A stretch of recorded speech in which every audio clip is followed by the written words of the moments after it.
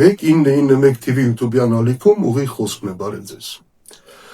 Նախ հիշեցնեմ, որ մեր YouTube-յան ալիքի մոնետիզացիան շարունակում է փակված մնալ, այնպես որ եթե որևէ մեկը ցանկություն եւ հնարավորություն ունի, կարող է աջակցել մեր ալիքին, իսկ հիմա այսօրվա հիմնական ասելիքը բնականաբար վերջին երկու օրերի ամենասենսացիոն սկանդալային իրադարձությունը տեղի ունեցավ, ինչպես եւ պետք է սպասել Նիկոլ Փաշինյանի քարոզարշավի ընթացքում, կոնկրետ Արաբ գիրում, երևի բոլորը տեսել եք, որտեղ մի երիտասարդ արցախցի մոտեցավ վարչապետին եւ շատ կոնկրետ, շատ հստակ, շատ քաղաքավարի, շատ լավ ձևակերպումներով կոնկրետ հարց տվեց, անգամ Ղարաբաղյան կարգավորման փաստաթղթերից մեջբերումներ արեց եւ խնդրեց մատնանշել, թե կոնկրետ որ կետով է, այնտեղ նշված որ կետն է, որ ասում է, որ Արցախը պիտի անպայման լիներ Ադրբեջանի կազմում։ Եվ բնականաբար Նիկոլ Փաշինյանը ինչ որ վերացական բաներ է ասում, կոնկրետ պատասխան չի տալիս։ Ինչևէ ավելի լավ է նայեք տեսանյութի այդ հատվածը եւ շարունակենք։ Այն փաստաթուղթը, որը որ եղել է սեղանին, այնտեղ որևիցե տող չկա գրած, որ Արցախի հարցը պետք է լուծվեր Ադրբեջանի Այնտեղ հստակ գրած է, որ Արցախի հարցը չի կարա լուծվի այլ կերպ, քան Ադրբեջանի տարածքային ամբողջականություն։ Ես Արտուրն եմ Օսիպյան։ Պարոն Օսիպյան, ուրեմն ես այդ թեմայով Սերժ Սարգսյանին, Ռոբերտ Քոչարյանի, լսեք ինձ բան եք ասել, ասել եք բան կա գրած, ես խնդրում եմ հնարավորության դեպքում կնշեք էլի այդ 19 թվի վրա, որտեղ կա նշած, որ Ղարաբաղը ուրեմն տեսեք։ Հա, սա ֆիքսենք, որ այս հարցին պատասխանը ես չընդունեցի, ես ուսադիր ընթերցել եմ, նման բան չկա։ Ուրեմն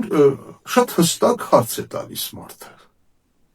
19 թվականի փաստաթղթի վերաբերյալ Նիկոլ Փաշինյանը ինչ որ բաներ ասում է, երիտասարդը ասում է, չէ, խնդրում եմ կոնկրետ ցույց տվեք այդ կետը։ Էլի այնտեղ ինչ որ վերացական, ասում է մի քանի րոպե, այդպես էլ չի կարողանում Նիկոլ Փաշինյանը հստակ պատասխանել եւ նրա կողմնակիցները, այդ աջակիցները տեսնելով որ ինչ որ բանավեճը իրենց ուզածով չի ընթանում, սկսում են անմիջապես կողքից վանկարկել Նիկոլ վարչապետ, հետո այդ երիտասարդին քաշքշելով, հրմշտելով, գալի ասել նույնիսկ ծեծելով մի կողմ են տանում, հետո պարզվում է, որ խուլիգանության կասկածանքով ձերբակալել են, ինչև է։ Իսկ այդ ընթացքում Նիկոլ Փաշինյանը միանգամից ոգևորված երևի այդ աջակցությունից, որ վանկարկում են Նիկոլ վարչապետ, միանգամից ինքնատիրապետումը կորցնում է եւ սկսում փոխորտանքների հերթական չափաբաժինը։ Այս հատվածն էլ դիտեք նորից եւ շարունակենք։ Այս Ղարաբաղի պսևդոէլիտաները Ֆերրանդելն են ստեղից գնար ընդհանրապես։ Որևէ մեկը չորելա։ Արա այդ փոխածուներ, արա դու ինչ գործ ունես ստեղ ընդհանրապես։ Արա դու ինչ գործ ունես ստեղ ընդհանրապես։ Այս ովքերն արա սրա։ Եկել են մատատել են, այս Ղարաբաղի պսևդոէլիտաները, ռանտերը փաշետար ընդհանրապես։ Ով եք դու կրա։ Արտուր Օսիպյանը գլուխը պատին է ստվել ատուրը, գնայր զոհվել մեր նխետու տեղը, Արտուր Օսիպյանն է, տալան չի աննասունն է։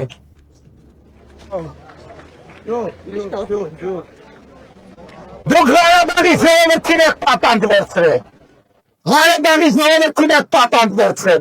եկել են Ղարաբաղի հարց, Ղարաբաղի հարցը որ գնայք զոհվեք, գնայք կենթանի ընդհանրապես, դեսերց կենթանի, Դուխից կենթանի, որ մյատել 5,000 զոհի մասին է խոսում, այդ պատրան, ինչի ես կենթանի,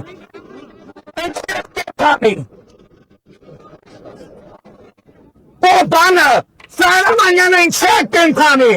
են մյուսները, ձեր ազգային ժողովի պատգամավոր կոչվածներ ինչի է կենթանի, ինչիդ եք զոհվել, որ հիմա էլ ասում եք 5,000 զոհ, ինչիդ եք զոհվել, ով արա, ով ա ձեզ պահել ընդհանրապես, այս կահակներ։ Այս Ղարաբաղի պսևդոէլիտային, մեկը թվսի, որ Հայաստանում Ղարաբաղի ազգային ժողով կա, Հայաստանում Ղարաբաղի կառավարություն կա, արմատացիլ եմ արելու բոլորին, գնայեք գեցեր պայքարելու ժամանակ էր, այն փախածներ, այն կոնկրետ ես մեկը, փախածներից մեկն է, Չհամարցեք մեկ դատստեղ մատապակ ընդհանրապես։ Սա շատ բնորոշ է ընդհանրապես այս վիճակին, ինչ որ տեսնում եք, իհարկե, որ ասում է, ինչ եք դուք կենթանի, ինչի չեք դուք մեռել եւ այլն, սա մի կողմ ենք թողնում սրա այդ բարոյական կողմը, չգիտեմ, արժե համակարգային կողմը, ամեն դեպքում ընդդիմությունը ինքը կարող էր, ցանկացած ընդդիմադիր կարող էր նույն հարցը տալ Նիկոլ Փաշինյանին եւ ասել օրինակ, իսկ դու ինչ ես կենթանի, դու ինչի 20 թվականի նոյեմբերի 10-ից հետո ինքնասպանություն չես գործել, որովհետեւ պատճառ ես դարձել հազարավոր զոհերի, ընդ որում այդ որ պատճառ է դարձել Նիկոլ Փաշինյանը դա հենց ինքն է խոստովանել, եթե մոռացել եք, կարող եմ հիշեցնել, խնդրեմ, նայենք տեսանյութի այդ հատվածը։ Սա է ամբողջ ճշմարտությունը։ Այսինքն, կարող ենք այսօր ասում են կարող ենք կանխել պատերազմը, կարող ենք կանխել պատերազմը, որի արդյունքում մենք կունենայինք այս նույն վիճակը, իհարկե առանց զոհերի։ Այստեղ Նիկոլ Փաշինյանը պարզ ասում է, այո, ինքը կարող էր կանխել պատերազմը, բայց չի կանխել, դրա համար եղել են զոհեր, այդքան եւ բնականաբար համենայն դեպս լիդերների առաջին դեմքերի մակարդակով որևէ ընդդիմադիր առաջնորդ չի ասել, չէ որ դու ինքդ ես խոստովանում, որ հազարավոր զոհերը քո սխալ որոշման արդյունքում են եղել։ Կարող է իր ճիշտ որոշում կասել, զոհերը չէին լինի, քո սխալ որոշման պատճառով հազարավոր մարդիկ են զոհել, բայց ինչ ես դու կենթանի։ Բայց դե չեն ասել եւ ճիշտ են արել, որովհետեւ այդպես ընդունված չի։ Ինչեւ է, սա հարցի էմոցիոնալ կողմն է, բայց էմոցիոնալ կողմերը եկեք մի կողմ տնենք եւ հասկանանք այս ամբողջ քարոզարշավի տրամաբանությունը, ԿՊ-ի քարոզարշավի տրամաբանությունը կամ տրամաբանության բացակայությունը, որովհետեւ առաջին հայացքից կարող է թվալ, որ իսկապես այդտեղ տրամաբանություն չկա։ Ինչու էր պետք անընդհատ այսպես սրել իրավիճակը, ինչու էր պետք այդպես անընդհատ հիստերիաների մեջ ընկնել, գնալ վարկանիշի ակնհայտ անկման, ո՞րն է պատճառը։ Ըստ երևույթին պատճառն այն է, որ մեծ հաշվով այս քարոզարշավը միայն մեր հասարակությանը չի ուղղված։ Ի վերջո Նիկոլ Փաշինյանի հիմնական հաղթաթուղթը խաղաղությունն է, որ դեռևս փաստաթղթավորված չի, եւ հասկանալի է, որ Ադրբեջանը այս խաղաղությունը ժամանակավոր կամ թվացյալ ավանսով է տվել Նիկոլ Փաշինյանը, որպեսզի նա դրա վրա հիմնվելով կարողանա վերարտադրվել։ Եվ դրամաբանական է ենթադրել, որ այն ինչ ասում է Նիկոլ Փաշինյանը Հայաստանի որևէ մարզում կամ Երևանի որևէ համայնքում, միայն մեր հասարակությանը չի ուղղված, դա նաև Ադրբեջանին է ուղղված, որպեսզի ցույց տա, որ ինքը արդարացնում է իր այդ իրեն տրված այդ ավանսը, նախավճարը, կանխավճարը։ Ինչու որտեվ տեսեք նա այդ քարոզարշավի ընթացքում ասում է, այո, ես այդ 3 անկլավներն էլ եմ տալու եւ թվարկում է գյուղերը։ Տրամաբանական տներ, եթե նախընտրական իրավիճակում նա խուսափել չէ այդ հարցից։ Ոսենք ասել դե հա հետո կերևաս համարազատման։ Չէ, մարդու ուղիղ տեքստով ասում է, այո, ես դրանք էլ եմ տալու, Ադրբեջանի համար է ասում, որ տեսեք, ես արդարացնում եմ ձեր տվա ավանսը եւ հիմա ասում եմ, որ այդպես է լինելու։ Նույն կերպ սահմանադրության փոփոխության մասին է ասում եւ այդ դեպքում մենք պիտի հիշենք նաև, թե ուրիշ ինչ էր նախորդել այդ խաղաղության համաձայնագրի նախաստորագրմանը։ Տեսեք, նույն օրը ինչ որ տեսանյութ հրապարակվեց, որտեղ դիմակավորված ինչ որ մարդիկ արցախյան խոսվածքով, ղարաբաղյան акցենտով սպառնալիքներ են հնչեցնում Նիկոլ Փաշինյանի հասցեին եւ ճիշտ ասած այդ տեսանյութը ով ասես կարող էր նկարած լինել։ Կարող էր իսկապես էլ այդպիսի ահաբեկչություն իրականացնելու մտադրություն ունեցող խումբ իսկապես էլ կարող էր լինել, չնայած անհասկանալի է թե ինչու պիտի նրանք նկարահանեին եւ տարածեին։ Դա կարող էին անել Հայաստանի իշխանությունները, դա կարող էին անել օրինակ Ադրբեջանը, դա կարող էին անել Ռուսաստանը, խնդիր չկա, չէ, Արցախյան խոսված գտնել առավել եւս ինչեւ է։ Խնդիրը դա չի։ Հիմա դրանից հետո Նիկոլ Փաշինյանը սկսեց խոսել այն մասին, որ Արցախի պսևդոէլիտա նրանք բոլորին պիտի չոքացնենք, թվարկել է տախտիներ, էս։ Եվ հիշեցնենք, թե ինչ է նախորդել խաղաղության համաձայնագրի նախաստորագրմանը։ Նախորդել էր այն, որ Ալիևը մի քանի անգամ հայտարարել է, որ Հայաստան հիմա էլ հայտարարում, որ Հայաստանը հանցագործ պետություն է, ֆաշիստական պետություն է, եւ այդ ռազմական հանցագործները պիտի պատժվեն։ Մի քանի անգամ է ասել։ Դա կնքները շատ ավելի կոնկրետ Ալիևի հիմնական խոսափողը, նրա օգնական Հաջիևը, օրինակ, անցած տարվա, եթե չեմ սխալվում, մարտի 13-ին ուղղակի հայտարարել է Հայաստանի տարածքում կան Ադրբեջանի եւ մարդկության դեմ ռազմական հանցագործություններ իրականացրածներ,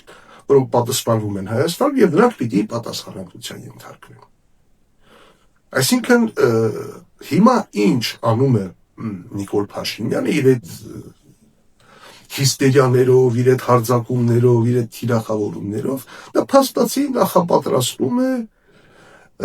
այդ Ադրբեջանի պահանջը, որ այդ ռազմական հանցագործները պիտի պատասխանատվության ենթարկվեն։ Այնպես ինչպես նախապես խոստանում է, որ անկլավները պիտի տա, մյուս բաները պիտի անի, այնպես էլ այդ է անում այսօր։ Դրա համար է հող նախապատրաստում։ Այսինքն այստեղ հստակ տրամաբանական շղթա կա։ Հենց այնպես չի այդ տեսանյութը հրապարակվում, ընդ որում հենց իշխանական քարոզչամիջոցներով։ Հենց այնպես չի դրան անմիջապես հաջորդում այդ սպառնալիքները, բոլորի չոքացնելու եք, բոլորը հանցագործներ եք, բոլորը թալանել եք, մեր տղաներին տարել եք, սպանել եք եւ այսինքն դա թվարկում է այն, ինչ Ադրբեջանը անվանում է ռազմական հանցագործություններ։ Նիկոլ Փաշինյանը կրկնում է դա, ընդ որում գաղափարական հողը արդեն նախապատրաստել է, հայտարարելով, որ Արցախյան խնդիրը, Ղարաբաղյան շարժումը արկածախնդրություն էր, սխալ էր, այսինքն դա մեր սխալ էր, ճակատագրական սխալն էր, մեղավորը մենք էինք, Ադրբեջանը ամեն ինչ ճիշտ է անում եւ այլն։ Հաջորդ քայլը պիտի լինի Ադրբեջանի այդ պահանջների համար հող նախապատրաստելը արդեն իրավական, գաղափարախոսական ավարտել է, հիմա արդեն իրավական է։ Կոնկրետ մարդկանց դուք ինչ եք կենթանի, դուք պիտի մեռած լինեիք։ Սա իմիջիայլոց նաեւ ցույց է տալիս նրա ըստ երևույթին ծրագրերը, թե ինչպես էր նա պատկերացնում Ղարաբաղյան շարժման, ինչպես ինքն ասում, էջը փակելը կամ շարժումը վերջնականապես փակելը։ Ըստ երևույթին այն ինքը ցանկանում էր, որ հենց այդպես էլ լինի։ Արցախից ոչ մեկը հետ չգա։ Այնտեղ մի մասը զոհվի, մի մասը հայտնվի Ադրբեջանի բանտերում։ Այդ դեպքում ինքը իրավունք կունենար մյուս հարցերը, այսպես ասենք, ջրելու, ինքը կասեր, հա դե դուք այս եք արել, այս եք, հետեւաբար այդ մյուս հարցերը բերեք, փակենք ձերան։ Այդպես չի եղել, այդ մարդիկ կարողացել են գալ եւ հիմա դա Նիկոլ Փաշինյանը իր ինքնագիտակցական զայրույթն է դուրս թափում, որտեղ իր պլանները ձախողվել են։ Այդ մարդիկ ողջ առողջ հերիք չվերադարձել են այստեղ, հիմա էլ իրենից ինչ-որ բան են պահանջում, որոնք կոնկրետ փաստերով։ Իսկ ընդհանրապես ներքաղաքական այս քարոզչության տրամաբանությունը որն է, որ ցանկացած մեկը, ով Նիկոլ Փաշինյանին կարող է հակաճառել կամ նրա հետ բանակցել, շատ արագ հայտնվելու է ոստիկանության մոտակա բաժանմունքում։ Ինչև տեղի ունեն, ինչով տեսնում ենք, ասենք բժշկական գիտությունների թեկնածու է տիկինը, բանավեճից րոպեներ անց կանչել են, ասել են դիմում գրի աշխատանքից ազատվի։ Այդ արցախցի երիտասարդը անմիջապես հայտնվել է մոտակա բաժանմունքում։ Սա է իրավիճակը, սա է որ ներքաղաքական առումով նպատակը ահաբեկել մարդկանց, այնպիսի իր մտնոլորտ ստեղծել, որ որևէ մեկը չհամարձակվի առարկել իրեն, բոլորը կողքից ուղղակի վանկարկեն Նիկոլ վարչապետ եւ այդ ժխորի աղմուկի մեջ դա ներկայացի որպես, չգիտեմ, համաժողովրդական աջակցություն եւ արտաքին երաշխավորներին, այդ թվում նաեւ խաղաղության երաշխավորին, ինչպես Ալեն Սիմոնյանն է ասել, ցույց տալ, որ այ տեսեք, մենք այդ ավանսը արդարացնում ենք ձեր տրված մեզ տված այդ ավանսը արդարացնում ենք, ինչ ասել եք խելոքանում եք, այնպես որ հանկարծ չխանգարեք, թողեք հանգիստ վերընտրվենք։ Սա է եւ ուղղակի ինձ հետաքրքիր է, թե սրանից հետո կգտնվի Հայաստանում որևէ քաղաքական ուժ, իշխանական այդ ալբանյակներին չհաշված, որը սրանից հետո ընդհանրապես հարկ կհամարի որևէ հարցով բանավիճել Նիկոլ Փաշինյանը։ Ինչ իմաստ ունի բանավիճել։ Ասենք հիմա գնացել են, չէ, այնտեղ համալիրն են, կարծեմ վարձակալում, որ տեխնացուների բանավեճեր լինեն, ինչ բանավեճեր։ Այսինքն գնան բանավիճեն լավ իմանալով, որ եթե հանկարծ ինչ որ ոչ ականջահաճո բան ասեն իշխանությունների համար, անմիջապես հայտնվեն մոտակա բաժանում։ Ինչերը այսօր այսքանը կհանդիպենք։